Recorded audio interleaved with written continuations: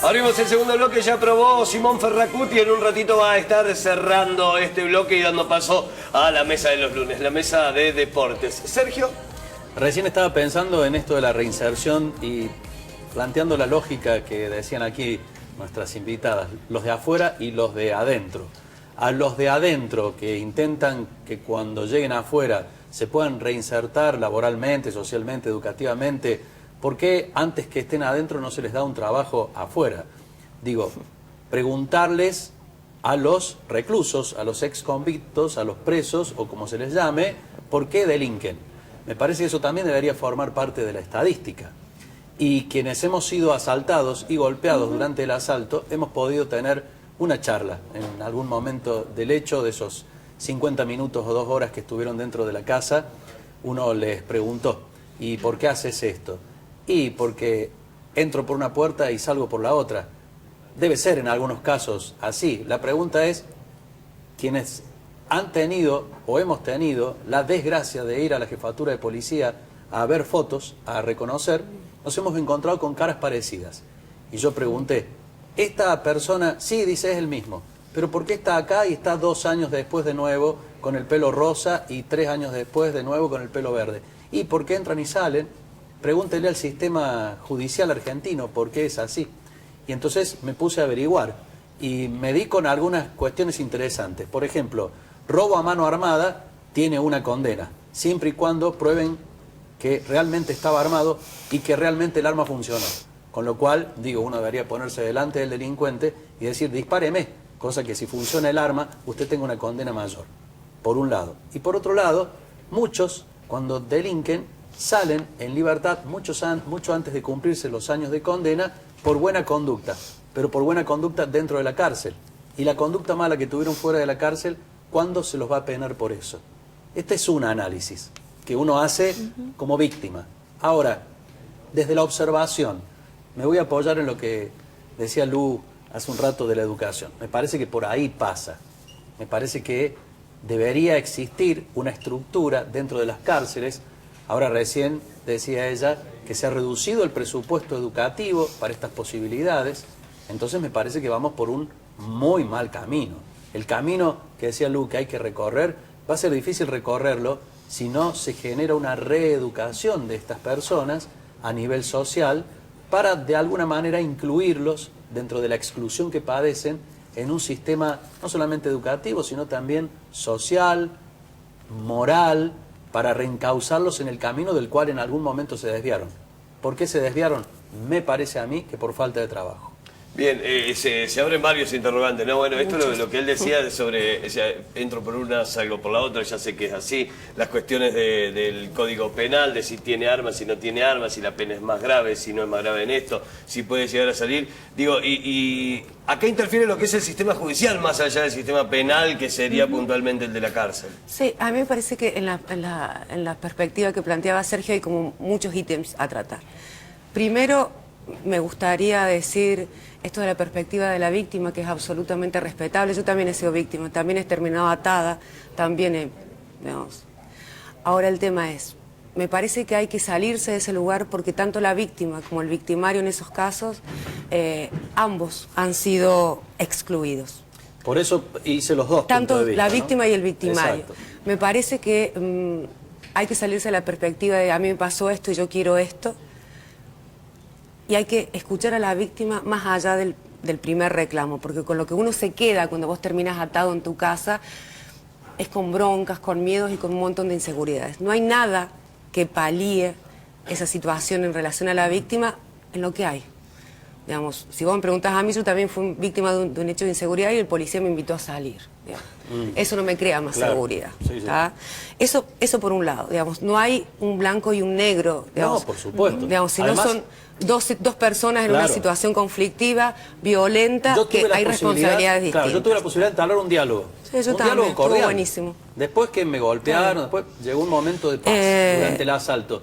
Y le planteaba esto.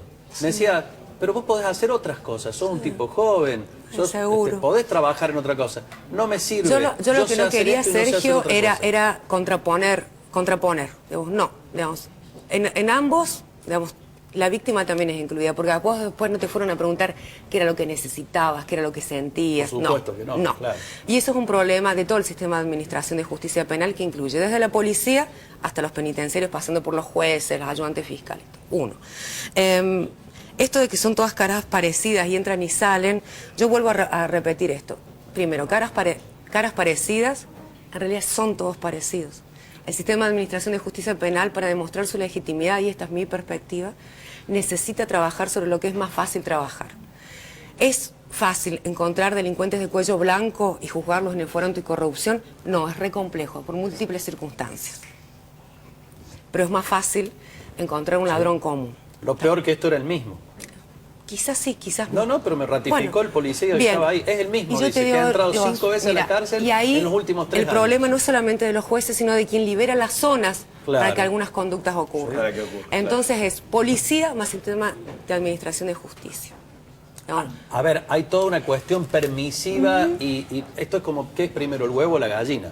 Lamentablemente me parece que hay un círculo vicioso que hace que esta situación sea una maraña difícil de es por eso que la solución no Pero es... además, una cosita más, digo, porque me parece que también, primero esto, ¿no? Cuando uno piensa políticas penales, no puede pensar desde el lugar de la víctima ni del victimario, digamos. El Estado tiene que pararse en el medio y pensar políticas que sirvan para solucionar ese problema, digamos. Hay una persona que está siendo víctima y una persona que está cometiendo un delito. Pero para la inclusión debe haber presupuestos. Sí, pero además, cuando uno piensa en la cárcel, digamos, ¿cómo es el sistema adentro, digamos? ¿Qué es lo que te enseñan en la cárcel para que vos puedas obtener la libertad condicional, por ejemplo, y que puedas salir antes? O la libertad asistida, o cualquier posible, tipo. que no está haciendo. Sí, pero digo, ¿qué es lo que te enseña la cárcel? La cárcel te enseña que vos tenés que portarte bien. Muy entre comillas lo digo porque en realidad tenés que ser un buen preso. Claro. No tenés que ser un buen ciudadano. Claro, es lo que él planteaba, la buena conducta dentro. Tenés que ser un buen preso. Tenés que ser funcional al propio sistema carcelario. Había un criminólogo italiano, que lo decía muy, muy gráficamente. Decía, querer enseñar a vivir en libertad, encerrando, con esa idea de los premios porque te portás bien adentro, es lo mismo que querer enseñar a jugar al fútbol en un ascensor.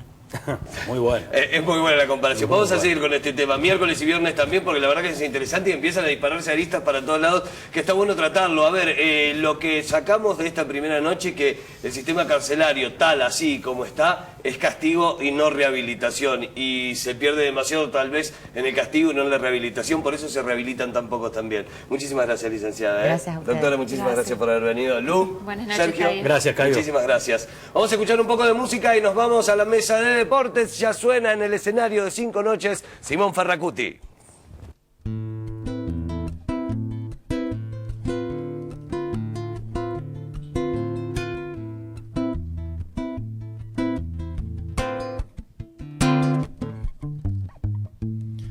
Artesana del paisaje,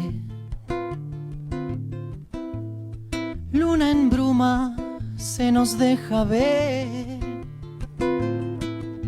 Cuánto bagaje en su pesado vuelo,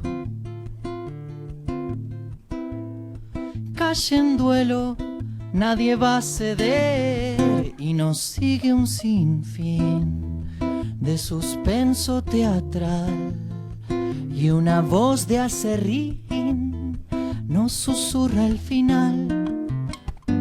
No hay duda de que esto acaba aquí.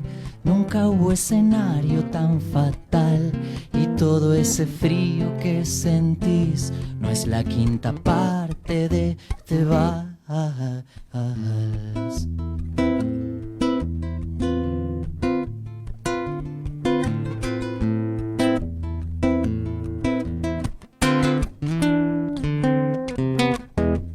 La dama nos sigue el paso, tan ficticia como el miedo lo es. Cuánto de caso le hacemos al mundo y en lo profundo no podemos ver que nos sigue un sinfín de suspenso teatral y una voz de acerrín nos susurra el final. Escalofrío vil, inocente terror y la certeza pueril de que venir fue un error.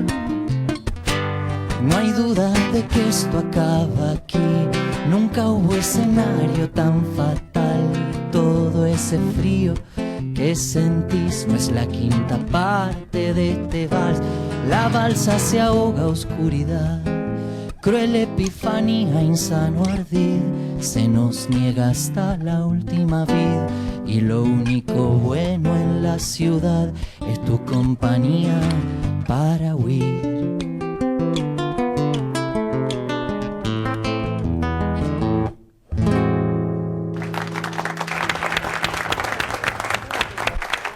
Simón Ferracutia sonando aquí en 5 Noches. Vamos a hacer una tanda. Cuando volvamos ya estamos en la mesa de deportes.